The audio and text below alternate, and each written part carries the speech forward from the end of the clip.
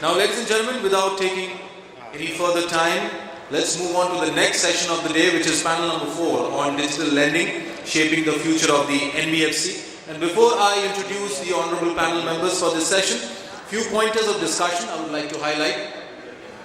Are traditional lenders digitizing quickly? What's disrupting the digital lending trends and strategies? How analytics and scorecards-based credit decision-making is helpful to the digital lenders? Digital loan life cycle, paperless and automated, the role of technology in digital lending, and many more. So, ladies and gentlemen, our first official panel on digital lending is here, and we are looking forward to a great session here with all the esteemed panel members who have come forward for this wonderful panel session. So please help me introduce and please help me welcome all these panel members with a big round of applause. In the order of the sequence, I would like to first call on stage Mr. Unni Krishnan, Vice President Digital Transformation, Shriram City Union Finance. Can we have Mr. Unni Krishnan with a big round of applause? Welcome to the stage, Mr. Unni Krishnan. Kindly have a seat. Joining next, we have Atreya Rayaprolu, CDO from Ashv Finance. Can we have Atreya with a big round of applause? Welcome to the panel and kindly take a seat, Atreya. Joining next, we have Ms. Shweta Papriwal, Vice President Marketing from JM Financial Services. A big round of applause to Shweta. Shweta, welcome to the panel. Just to update you, ladies and gentlemen, Shweta is joining in today for Mr. Akhil Modi from JM Financial Services. So Shweta, warm welcome to you. Joining next, we have Mr. Ajeet Kumar, COO KreditBee. A big round of applause to Ajeet. Ajeet, welcome to the panel. Kindly take your seat. I would like to now call on stage Mr. Kushal Rastogi, founder and CEO of Knight FinTech. Kushal, welcome to the panel. Request you to kindly take your seat. Joining next, we have Mr. Abhinandan Sangam, co-founder and CTO from Finzy. Abhinandan, welcome again to the panel. Wonderful to have you again.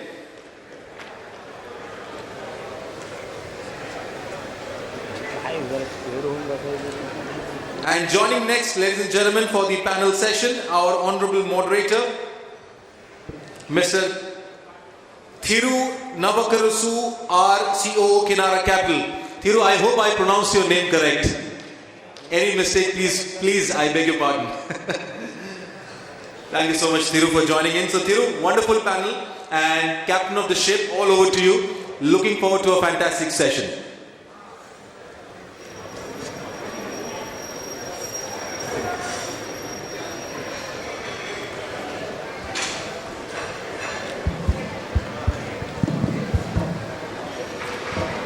As usual, technology is a little complicated. Okay. Good afternoon, everyone.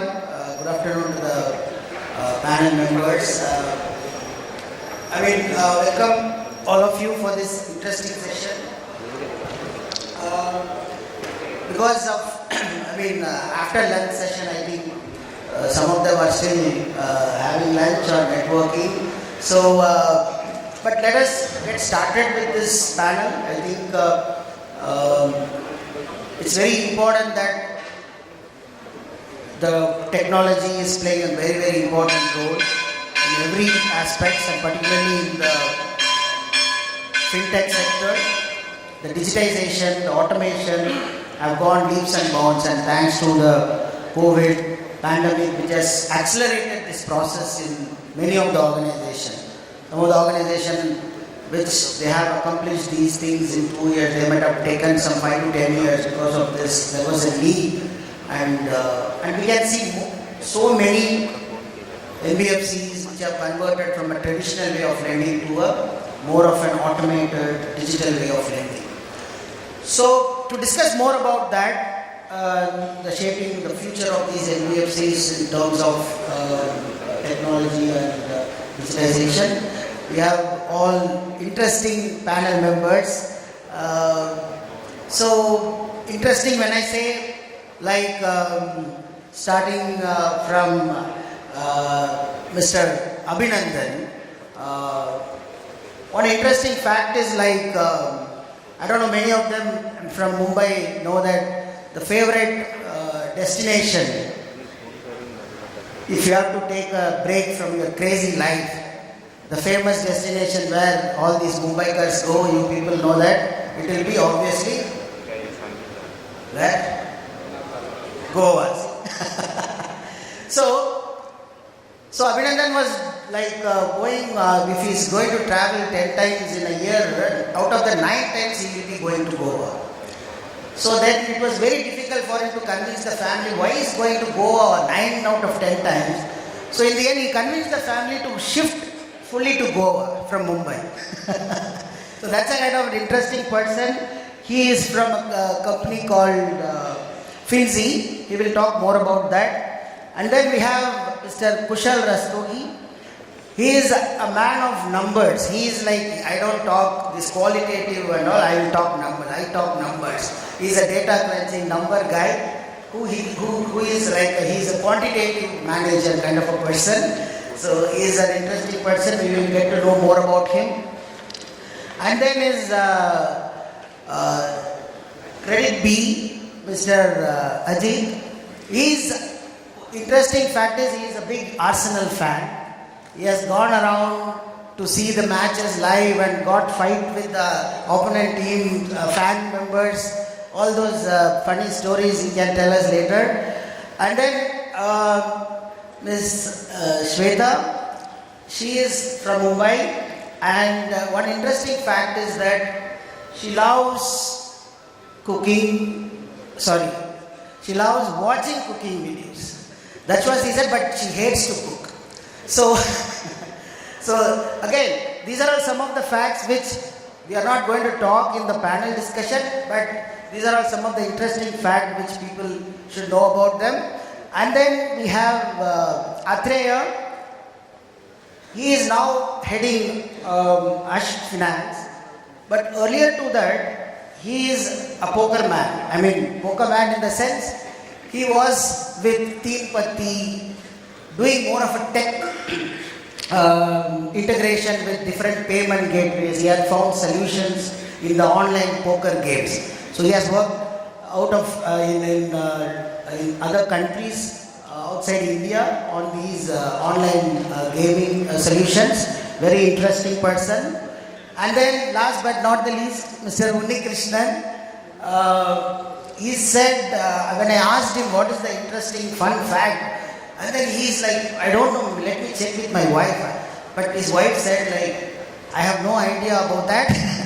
You figure it out, because I have not seen anything fun and interesting other than you are working with Shriram. So you have to find yourself. So this is maybe some claps for everyone. Thank you so much. So, I mean, don't ask what's the fun, interesting fact about me. My name is Thiru. I am the CEO of Kinara Capital, based out of Bangalore. We are a 10-year-old company lending to small businesses. We are like 1,600 crore AUM. Apart from working, I do this kind of moderation with different group. And I enjoy learning from different people, different things, and I actually learn. And some of the things I have collaborated with so many of the people, panel members, and I have learned and implemented some of the solutions which I have learned from this panel. That's a very good point.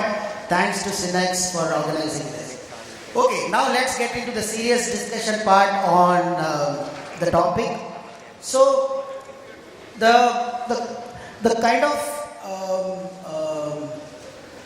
the revolution in the FinTech which is happening now, I will ask everyone to first introduce their company and what they do in that space and what is that unique thing which your company is trying to solve. Maybe I'll ask every panel member to take a minute or two to introduce your company in a very quick way, and then just explain what is that unique thing you are doing or trying to solve the problem. Maybe we can start from Abhinandan. My name is Abhinandan and I'm one of the founders of Finzy. It's a digital platform, digital lending platform as an NBFC B2B. So, new segment of NBFC that we regulated a few years back, around 4 years back. And we've been in operation for over 5 years now. So what we do is we connect retail lenders to qualified borrowers on our platform. just like what Ubers or Airbnbs do. It's a digital platform that connects one side of the spectrum to another side of the spectrum. And through the tech play, we try and ensure that the risk is optimized and a new asset class is created for the lenders where they can get risk optimized returns. And at the same time, disrupting the space for borrowers by the advent of tech and new age technologies from the ecosystem to create a seamless experience and get personal loans at affordable rates.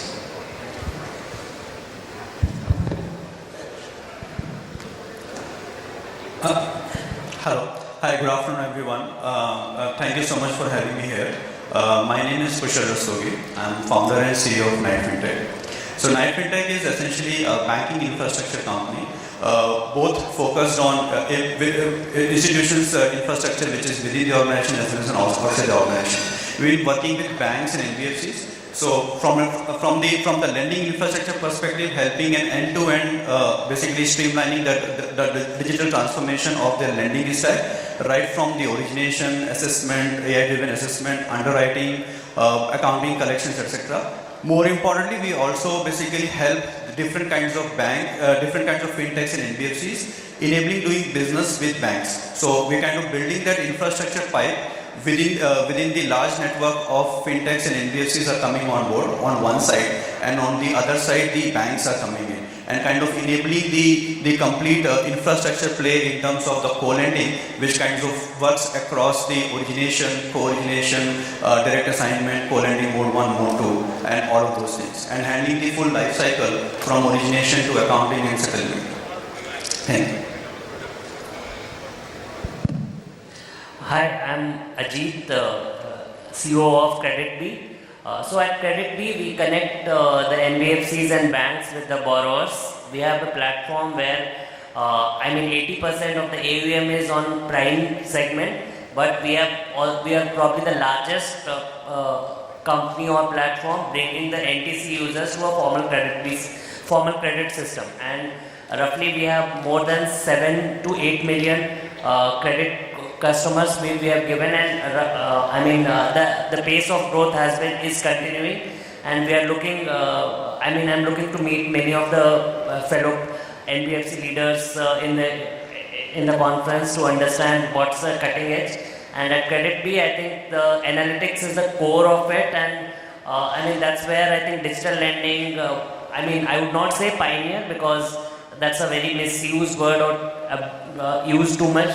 But I think we are probably one of the pioneers of this digital lending. We were doing it at pre-COVID also, and now I think industry has accelerated due to the pandemic. So this is an interesting panel to be part of. Hello and good afternoon to everyone. I am Shweta Papriwal from JM Financial.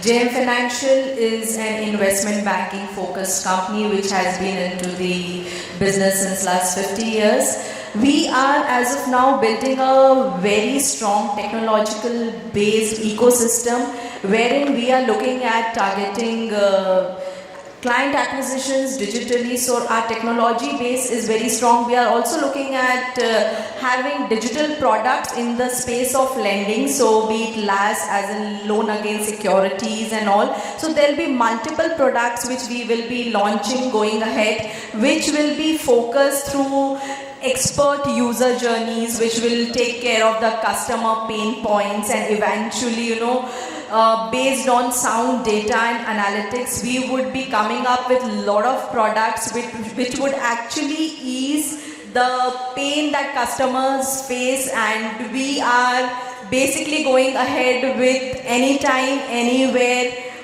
thought process wherein the journey becomes seamless and the users are able to self-service their requirements. Thank you. Hi, this is Atreya, and as Thiru had mentioned, I represent Ashv Finance. Ashv Finance is part of the Avishkar group, and as part of the group we have Avishkar Capital on the equity side, Arohan on the microfinance side, and Ashv Finance on the MSME side. As a group we manage a little more than 7,000 crores in portfolio, but at Ashv Finance we manage a little more than 800 crores in the micro and small enterprise space. And we we take pride in actually creating a portfolio that we see as extremely risk optimized, and we think we are at the right point on the risk curve there, and that's been made possible primarily because of our internal risk modeling and analytics. And we take pride in that, of course, end to end. Everyone is taking steps to make themselves digital, whether it's origination or on the fulfillment side, end to end. And I think during the course of this conversation, we'll talk a little more about digital lending and the digital processes itself. Thanks. Hello everyone, my name is Unni and I'm representing Shriram. I manage digital transformation within the Shriram group. Shriram is been into the financial segment for the last 45 years, and we predominantly cater to tier 3, tier 4, tier 5 customers, the Aam Aadmi segment. So if you look at Shriram, we have two kind of portfolios, the commercial lending and the retail lending portfolios. On the commercial lending side, we are India's largest truck financing company, and on the retail lending side, we are India's largest two-wheeler financing company. So we strongly believe that we play a pivotal role in the upliftment of the Aam Aadmi, because we go to those sections where normally the banks don't prefer to lend. So, and we're trying to digitalize that space. Thank you. Thank you everyone for that quick intro. Maybe I will start, Mr. Unni Krishnan to start, because Shriram has been in this space for more than 45 years. So now we are part of the digital transformation in Shriram. So how, as an organization, what kind of changes, like as a company that want to, starting from a very traditional way of doing lending, different products, secure, unsecure, everything. Now how this digital transformation is shaping up, and what are you seeing the trend? Is there anything similar patterns happening, or do you think there's a drastic change happening in the sector? Can you share a little bit on that? Sure. I think that the digital transformation that we're talking about is predominantly all of us wanted to transform, but definitely COVID induced the transformation. It made us adopt at a faster pace, and that's exactly what happened with us also. As I said, the segment that we operate is predominantly, one bigger segment is the truck financing segment. So we are talking about truckers, which is predominantly a very unorganized sector, and it's tough to imagine that can you collect EMI through cash. That's a normal way of doing business in that segment. But during the COVID days, we realized that we were able to transform, and we were able to connect with the customers through using the UPI. And we observed that there was a significant number of customers who were more than happy to transact, were more than happy to pay through their UPI. And that helped us float through that the first phase of COVID. So that made us believe that our customers are definitely getting ready to move in that direction. And one thing I strongly believe through is that the segment that we operate in, we normally believe that we make a product and release into the market. But if you want the tier 3, tier 4, tier 5 segments to adopt to this, education plays a pivotal role. So what we were doing is that we were ensuring that our frontline staff were coaching the customers to transact through the online payment modes, and that helped us improve that. That's on the payment side. And on the new business side, what we realized is that our business was predominantly it's a very face-to-face interaction, and that's how you get your business, unlike people sitting inside the room who just go into an online portal and open up an account. So that's not the base that we operate in. But we realized that once you acquire a customer, it becomes easier for you to cross-sell to the digital methods. And we have seen a huge adoption on the cross-sold personal loans or working capital loan to fuel your vehicle and things like that, where the customers, when you coach them or educate them a bit to move on to the digital side, they start adopting to it. And we have, today if you ask me, predominantly almost half of my cross-sell products are sold digitally. So I acquire physically, I cross-sell digitally. So that's been the approach. Great. I think that's important, like as you said, is when we did a survey in even our MSME micro segment, we have seen, surprising, this was like 3-4 years before, we saw 94% of our customers have smartphones. So I was like okay, and then out of 94%, more 80% of the people were ready to kind of apply loan to their mobile. Even after that, they all want to come and collect the paper. That's a different story. But everybody is getting smarter, and that has helped as an organization, as you said, for Shriram also during the pandemic, the collection system. That's an important point. I'll come to Ajeet, connected to that is, as he was a little bit touched upon the truck drivers, a little bit informal segment and stuff like that. Because the credit decisioning in NBFC is it's not so straightforward like what we do in the bank. Like, okay, balance sheet, it's a little more cash-based income is there. What do you think are the challenges and what kind of innovative ways do you use? Now the data science based or the algorithms, all those things are there, scorecard based algorithms are there. Can you touch a little bit upon what are those kind of things which as a company you are kind of innovating? Sure, Thiru.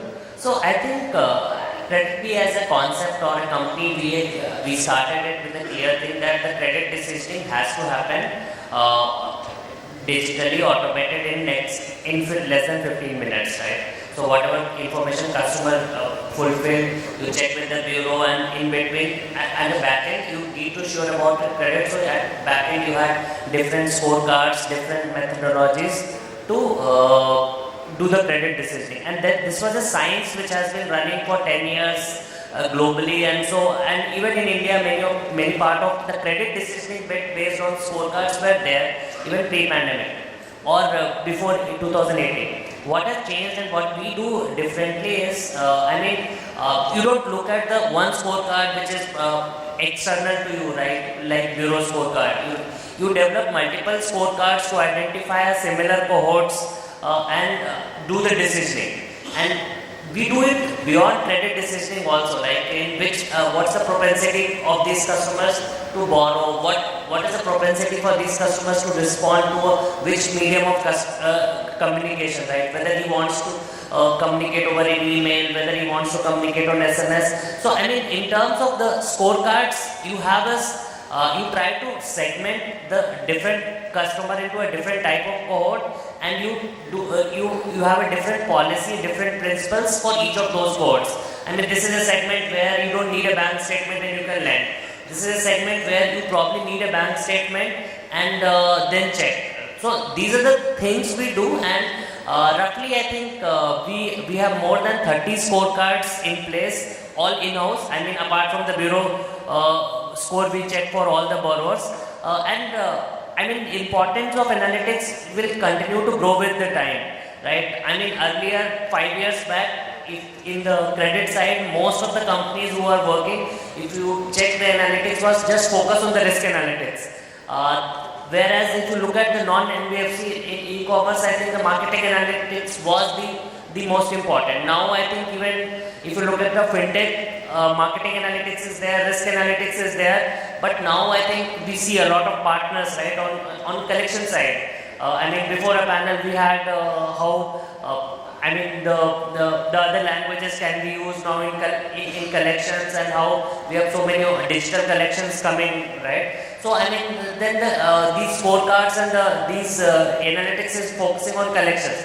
Pretty sure that roughly 2 years or 1 year we'll have the entire onboarding process completed by most of the participants in less than 30 minutes, and it will all be at back end. There will be either the company's analytics team in-house or some provider, right? Because I think without analytics, and if the pandemic has done that everybody is used to 30 minutes, 10 minutes, 15 minutes.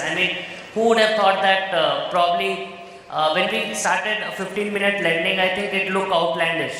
But now I think we have 10-minute grocery. I mean, which looks even, I don't know. So I mean, idea is that this, the journey is there where we need to make decision in real time, and scorecards are very helpful. And we need to have the cutting edge capabilities on that, and that's where we are building on it, and that's the, I mean, broadening the scope further in different part of organizations. That's what we are trying. Great. I think the point you are mentioning is about how, like, for different customer segments, how do you kind of build different credit appraisal mechanism or due diligence mechanism using different analytical scorecards and stuff like that. So in this connection, maybe I go to Atreya, because there are different processes involved in the processing a loan. Say from people, there is this larger, what do you say, like a vanilla kind of a process. There is a screening, then there is a revenue assessment, and then there is this due diligence, and then there is a kind of motor. So, and there are different vendors to do different process steps. For banking statement analysis, there are like so many, like OCR, everybody. And then there is this KYC, credit bureaus, and then there are so many things. From a strategic perspective, as a FinTech lender who are building books in their own book, what do you think as a FinTech player has to do? Which one you should just outsource it, and which one you think you should kind of in-house build? Because as a FinTech company, you have engineers, you have data scientists, let's build it. Or there are services available, why don't you just buy it? So what is your viewpoint on this? Okay, great question. I'm not sure there's a very simple answer to this. And I think the answer is going to be specific to each of the organizations themselves. But so I see this as a question of core competency. So I think we should ask ourselves, what is our core competency? What is our vision? And what are we looking to achieve? Right? So today, the entire FinTech ecosystem, every part of the process has been unbundled. Sorry to interrupt. Whether it's a FinTech or tech fin, that's what you are saying. Yeah. So that's also important. So as I said, that depends on what your core competency is and what you think of. So if you're a lender, and if your core competency revolves around choosing the right customers, and let's say you think of yourself as your core competency being credit decisioning, analytics, decision sciences, right? How do you build these scorecards? Then clearly that is not something that can go out, because that's core. That's your core product, right? Now, what you have to look at is what, from an end-to-end loan process standpoint, is something that is commoditized, is something that is available outside. So 6 years back, when we looked outside, it was very difficult to find vendors who would offer solutions. Even LOS solutions, it was very, very difficult to find the right agile partner. Today, not only do you have platforms for each of these processes, whether it is a loan origination system or a collection system or a lead management system or a CRM or a customer experience, you have vendors for each of these. You have platforms available for each of these. You have vendors who are providing you service, which is, let's just say, a penny drop, right? And maybe do a QR code extraction. So these are all APIs which are all available, they are all commoditized. So would you actually spend time and resources and energy building all of this yourself? 6 years back or 8 years back, would we have built maybe a bank statement processing solution? Maybe yes. A lot of people who have built tech companies transformed themselves into lenders, into FinTech NBFCs. I'm sure each one of them have gone through their journeys. They have thought about building some of these solutions themselves. Can I build a bank statement processing solution? Can I actually plug in and pull GST statements out and do that myself? Right? Can I actually build an e-sign solution myself? A lot of them have built as well. Today, when you step back, I think these are solutions that are available on the fly, in the click of a button. So API docs are available, it's all public, and all that you need to do is to plug in. And what it does to you as a lender, even as a startup lender, as somebody coming in, and if you have to take a decision, I would certainly not recommend, and I still find a lot of founders actually building some of these in-house, right? So there is, you can actually cut down your go-live time, your go-to-market time very, very significantly by using solutions that are already available outside. What you need to look at and be very clear on is what is your core competency, what is your core strength. And that is something that you have to retain, that is something that you can continue to build in-house. So if it is about figuring out what metrics, it's about figuring out what features within a scorecard, if it is an ML model, then that is something that is in-house, that is core to you. So that's something that you can retain yourself. Yeah, I totally agree with the point of the first thing is about what is your core competence. But the challenge is also, the your is also very, who is that your? There are like leadership group with different thought process, but as that has to derive from the vision, as you said, what is your vision statement? That's a very interesting answer.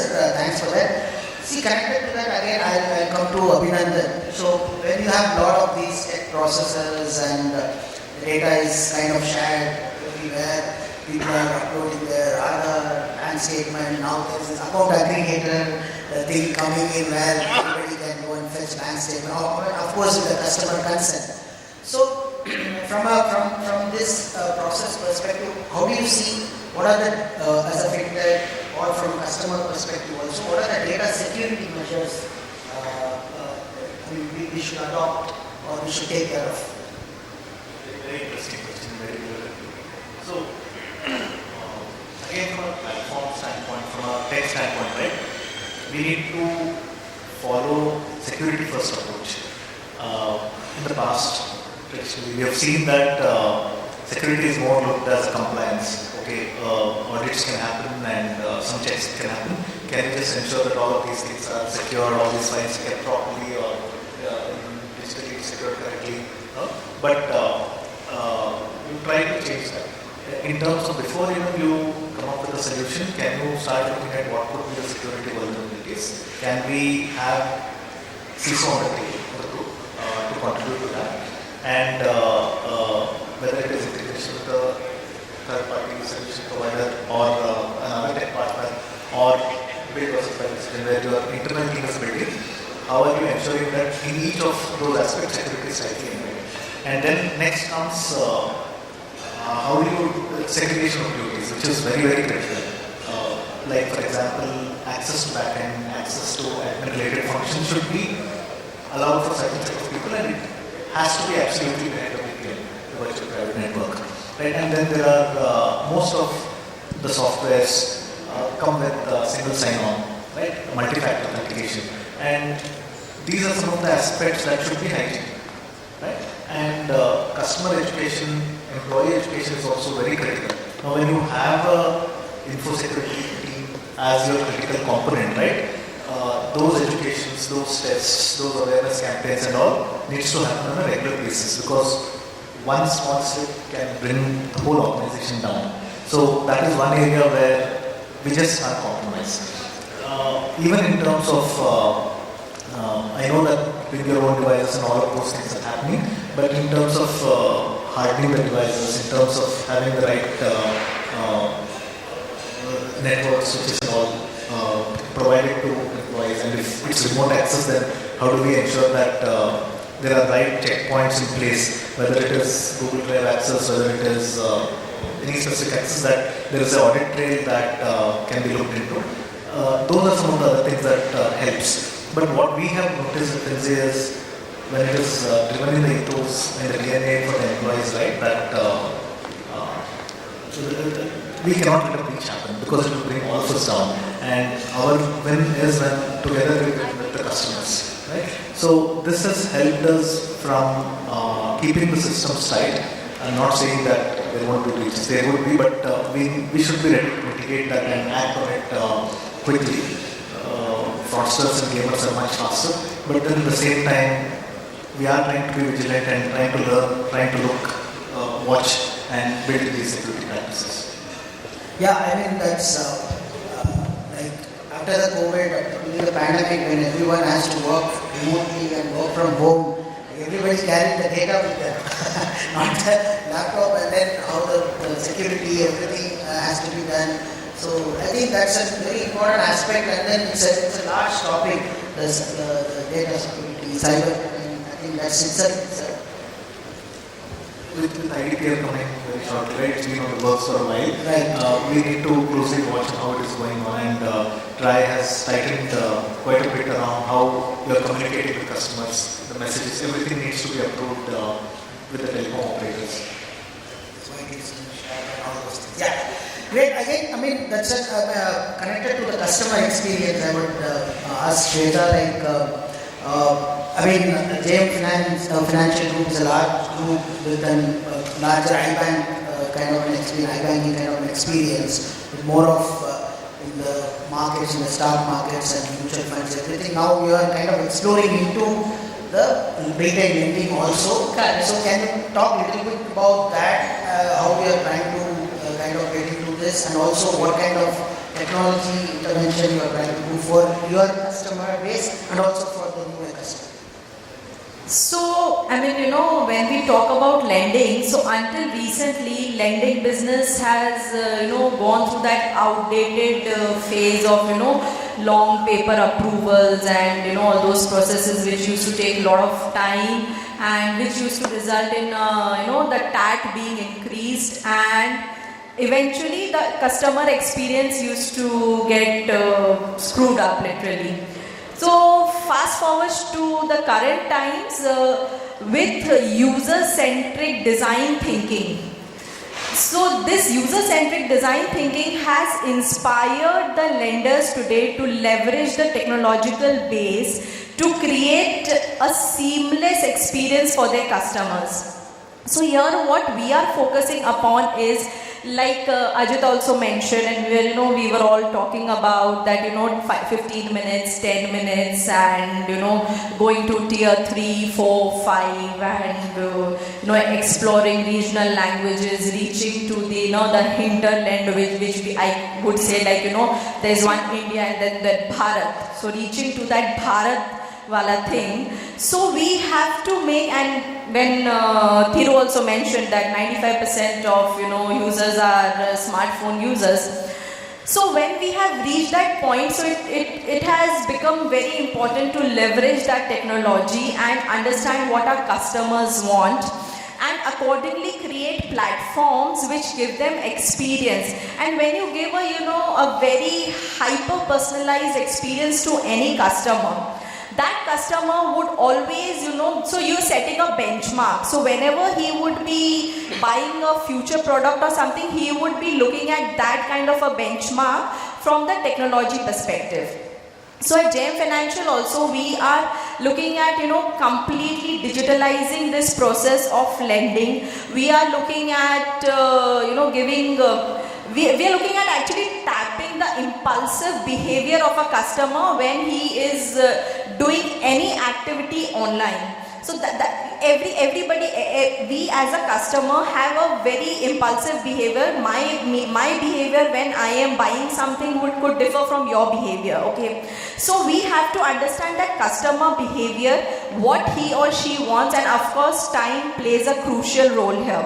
So if you are able to give something instantly versus your peers, you always stand that benefit.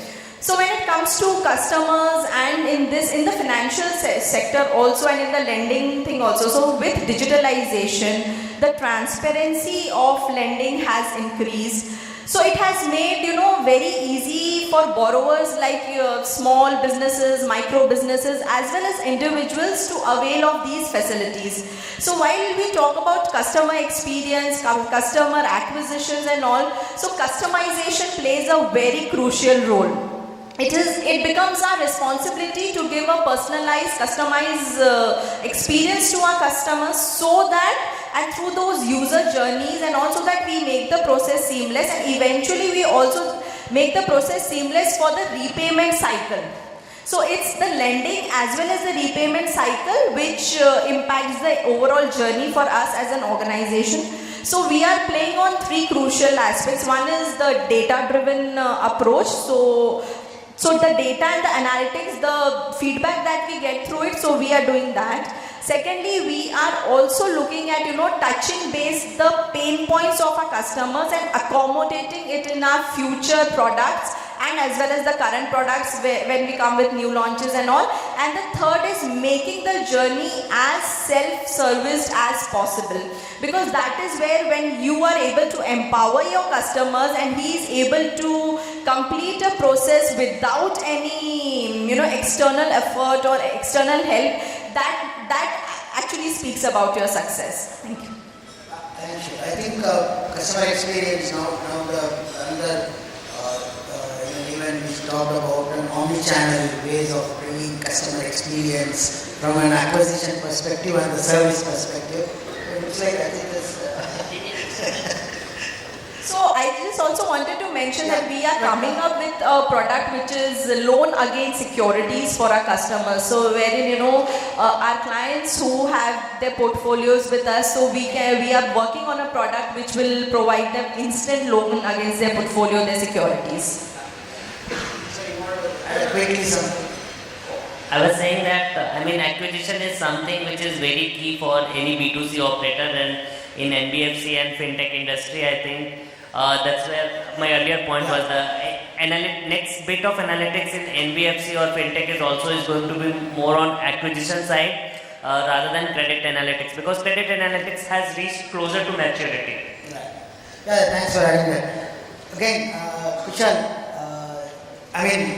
Kushal is doing, it's a different from, he's not a FinTech lender, but he is actually doing a tough job of kind of co-lending with banks and NBFCs and other FinTech players.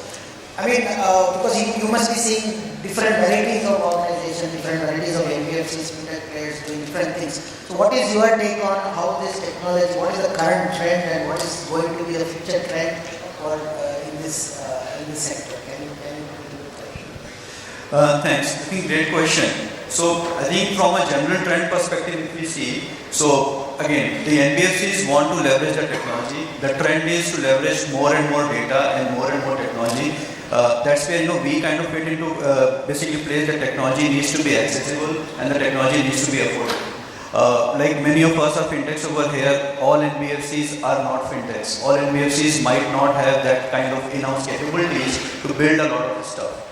Even if it is there, how to basically make best use of the tools and the data that they have, that is something that is largely underutilized. So if we look at from the perspective, I think the technology has the use cases across the length and breadth of what their own operations are, and at the same time, if they are further extending it and building a co-lending book. So if we talk about, let's say, the origination part of it, so we spoke about the omnichannel. So again, do they have all the tools and the technology in place to be able to onboard customers in an omnichannel way?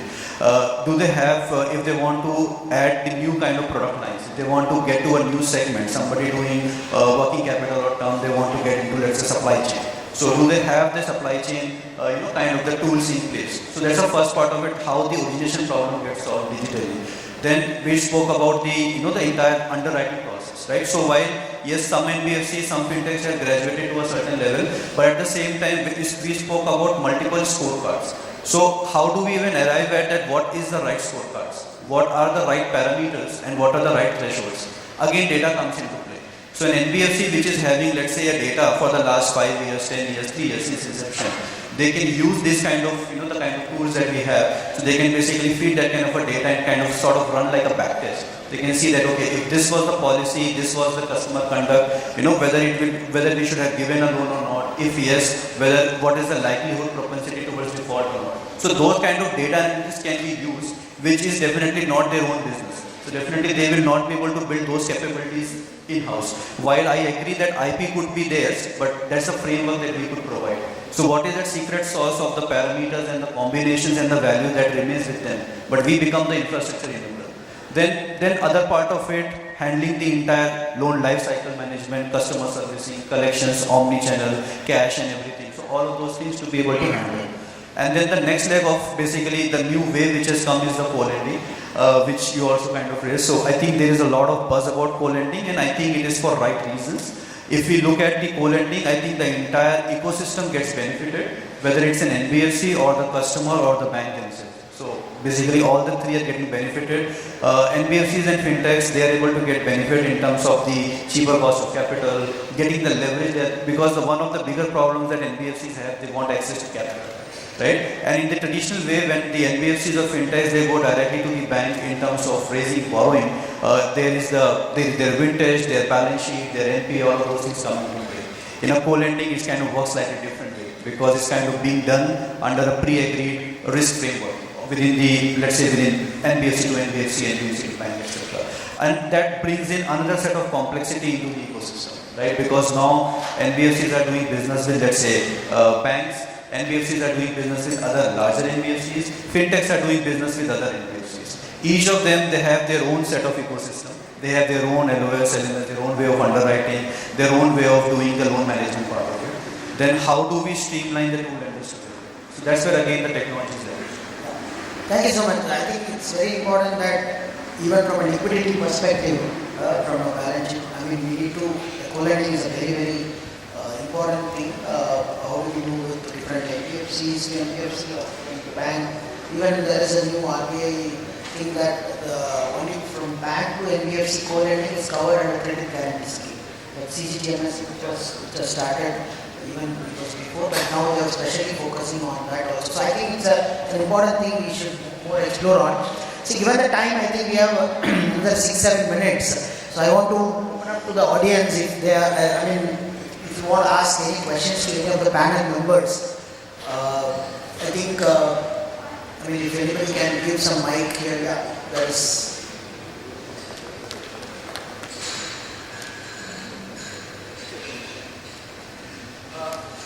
It's not working. You can ask that from there.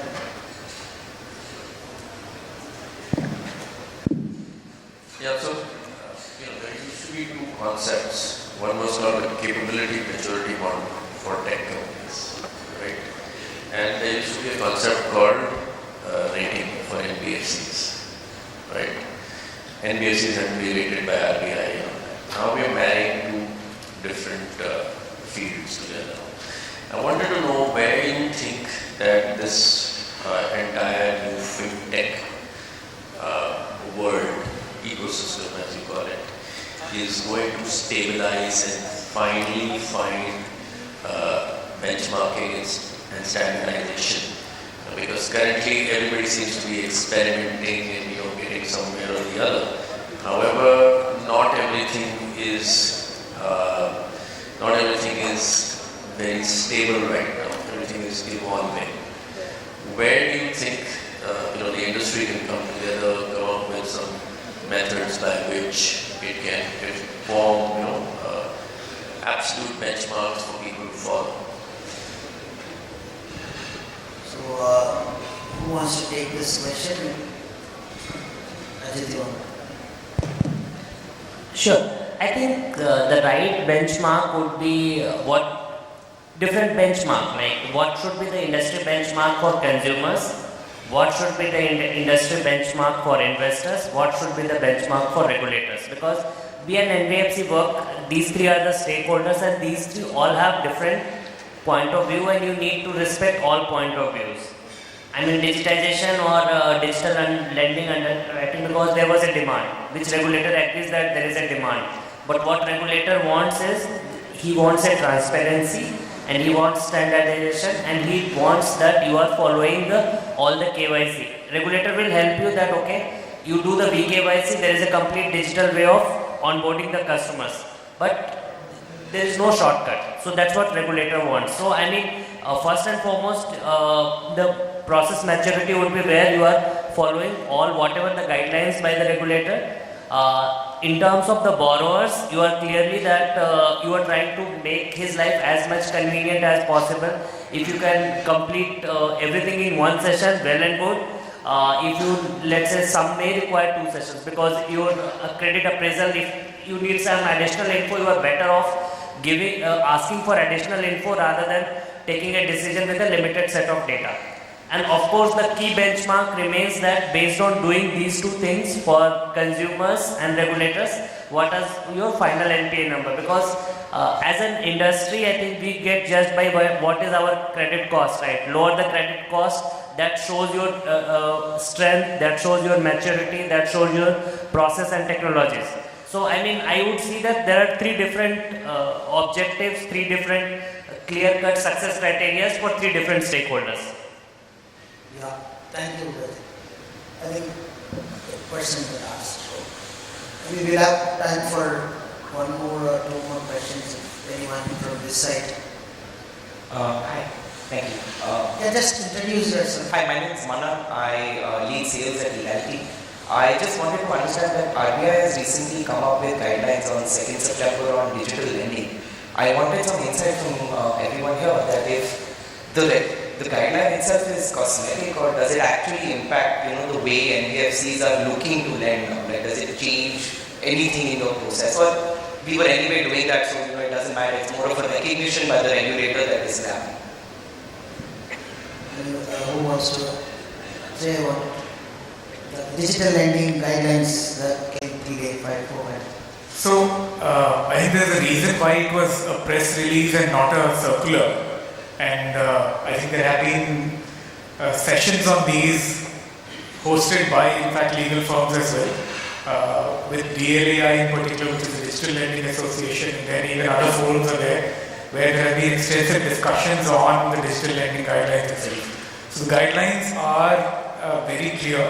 They are meant to be implemented, and some of those guidelines which have repercussions for how FLDGs and partnerships are managed, in fact how co-lending is managed, those are all in fact things that have to be done. Some of them will be converted to circulars probably in the future as well. But they have in fact announced once again that they have to abide by these guidelines. The reason why it was a press release is because it also requires the government intervention for entities which are not governed by the RBI. Because the guidelines also refer to practices which were being followed by organizations which are not part of the regulatory framework of RBI itself, and hence they are not, so they cannot pass guidelines that govern how they run, and hence the recommendation was for the government to actually take note of that and then pass appropriate laws to either curb their activities or maybe bring them into the regulatory framework. And just to add to what Atreya said, if you look at co-lending norms, the co-lending norms that were laid were predominantly for a bank with a FinTech partner. NBFCs, there were no governing regulations for an NBFC to do co-lending with a FinTech partner. So if you had built your FinTech platform or your co-lending platform in similar lines, or if you're following the regulations that were laid for the banks, then there is not much change that will come in here. So the organizations that were abiding by those regulations, in spite of being an NBFC, they're following the banking regulations, then I'm pretty sure that there's no much change, and we have checked that. Yeah. But the key message is very clear. They want the entities to be regulated. They do not want credit risk and decision making to be taken outside of the lenders. So I think that is very, very clear in the guidelines. True. Yeah, sure. I mean, from this side. One more question. Actually, they have given. Yeah. Yeah, good afternoon. I'm Shriram from Akasa Finance. Shriram is my name. There is one question that recently the RBI has also submitted one circular in which NBFC and FinTech company cannot lend directly. Even all the disbursement and collection has to happen through NBFCs only. They cannot be done through FinTech. I just wanted to have a clarity on this. This is about the platforms cannot lend directly. It has to go to NBFC. Even FinTech cannot do collections. The payment has to come to NBFC directly. Yeah, I'll take this one. So, I think from the guidelines perspective, it is clear that anywhere where the lending relationship is coming, so right from the disbursement and collection, that should be happening through a regulated entity, which is an NBFC or a bank. So, FinTech could be working with them, but the direct lending could not happen from the fintech. And that's where the regulation even which has come towards the apps also, so the intent is all clear that at the end of the day, the borrower's interest should be protected and the lending should happen from a regulated entity. But earlier, fintech used to do funding, the disbursement. The disbursement is a collection of someone on behalf of NBFCs. Right. So that's what I think all this panel is saying. The RBI is pushing that the lending should happen from a regulated entity A, and B, then there were certain practices in terms of the NBFCs were lending their license to fintechs, and even that is also kind of coming under the scrutiny. So even that is also something that RBI wants, that if you want to lend, so what RBI is kind of pushing that people kind of try to get into the regulatory framework. So if you are into the lending business, if you are lending directly to the borrower, basically you become an NBFC. Yeah, it's all happening for good. I think we are almost 3 minutes over time, but I just want to conclude the session by asking one question to all the panelists. The answer should be in one word. What is your prediction for the future of the NBFC for the next 1 year? One word. I think it will continue to thrive because in the spirit of how the RBI has been progressive, if you are on the right side of the regulation, you will thrive. Okay, I'll take one word, thriving. That's what you will do. One word. Bright. Bright and thriving. Optimistic. Optimistic, bright and thriving. Tech-driven and bright. Tech-driven and bright. Okay, so now it is very bright. Exciting. Superb growth. Superb growth. Yeah. Okay, so that's it from our side. Thank you so much, panelists, for this wonderful discussion, and thank you everyone for listening and asking some good questions also. Thank you so much. Thank you so much, Thiru, for wonderfully summing it up. And ladies and gentlemen, big round of applause for this wonderful panel. I would now ask the panel members to kindly be on stage, and I would like to call on stage Mr. Sapan Parekh, co-founder and head of business from Legality, to kindly do the honors of felicitating this wonderful panel of experts here. We'll start with Mr. Unni Krishnan first.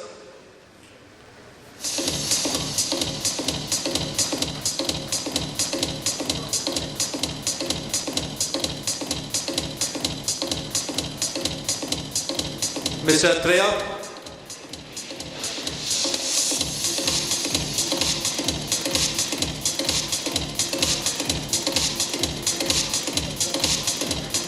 Ms. Shweta Papriwal.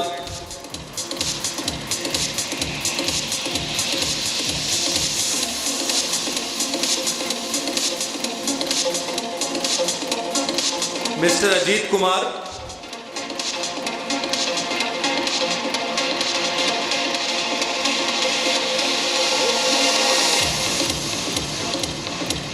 Mr. Kushal Rastogi.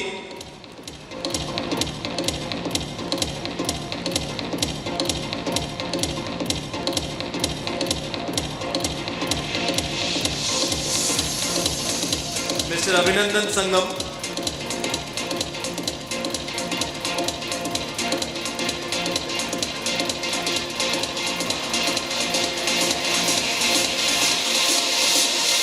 And our wonderful moderator, Mr. Thiru from Kinara Capital. Thiru, wonderful job once again for moderating the panel.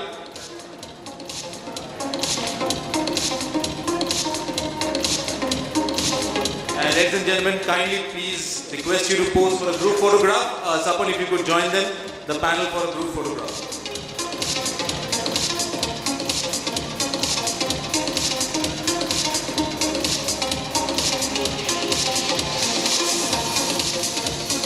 That was, ladies and gentlemen, the digital lending panel shaping the future of NBFC, and wonderfully conducted panel by Thiru. And once again, big round of applause to all the panel members for giving their valuable time and enriching the audience here.